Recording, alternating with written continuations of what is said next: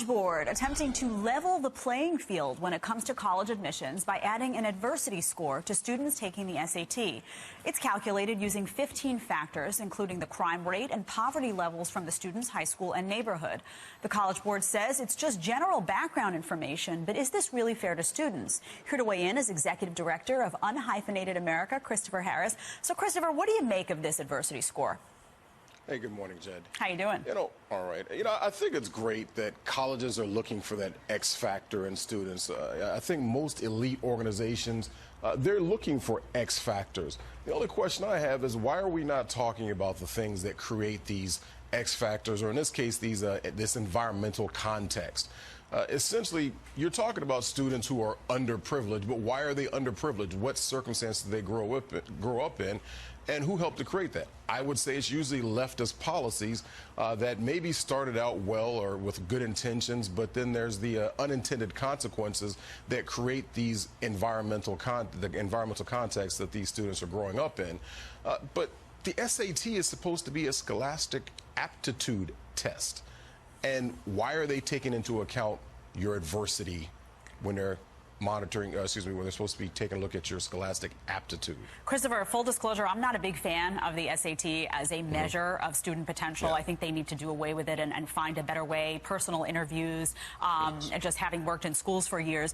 But could this be in response to the incredible amount of green privilege that you've seen with stories like Felicity Huffman and Lori Loughlin and the payoffs? And beyond that, just the amount of money that goes into tutoring these kids, if parents can afford it, thousands upon thousands of dollars in SAT tutoring, that people are looking at this system and saying, well, hold on a second, if those kids hadn't had that privilege of being able to afford that, would they have been in the same position as these other kids coming out of homes and families and school districts that cannot level up that way? Is this a means where people are at least trying to address that inequity?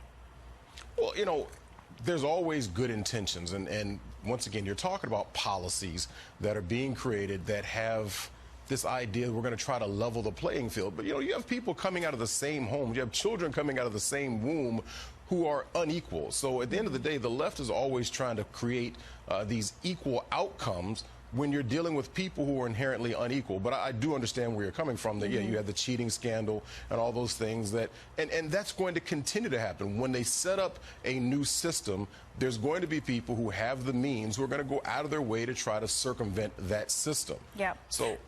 We actually have a statement from David Coleman, the CEO of the College Board, on the adversity score. It's some sound. Take a listen. I want to get your reaction. This is a general context in which to look at scores. So if you look at a test score alone, but don't know she was 400 points higher than all her peers, you might not see how exceptional her achievement was. You might miss her resourcefulness. So only when you look at a score in context can you see that despite growing up in a more impoverished neighborhood with less resources, she's done so well. Is it really providing context, though? Because I know a lot of rich kids who grew up rich, who had rich parents, who came from great schools, and guess what? Their parents didn't help them when they came home at night with their homework. Their parents didn't invest that money. So is it really providing context, or is it just providing supposed context for a situation that you may not know if it's true or not? Well, it's definitely supposed context, and how do you verify those things? At the end of the day, there's supposed to be the essay, and then there's the interview.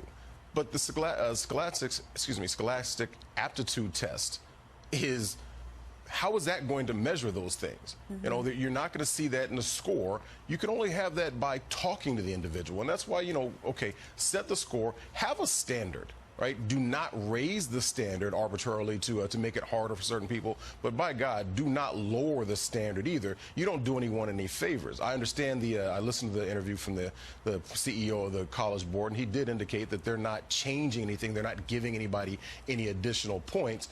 But at least that's what they're saying is not going to happen. But how soon or how long will it be before they start giving extra points? The question is really, do people need to go back to the drawing board and look at this test in its entirety and maybe figure out a better way to figure out student potential and student performance and what those kids will actually do when they get to college? Absolutely. Thank you so much for being here. Really appreciate your input. This is a great debate. We're going to have a lot more on this coming up. I don't think this is going anywhere, Christopher. No, it's not. Thank you, Jen. Thanks so much.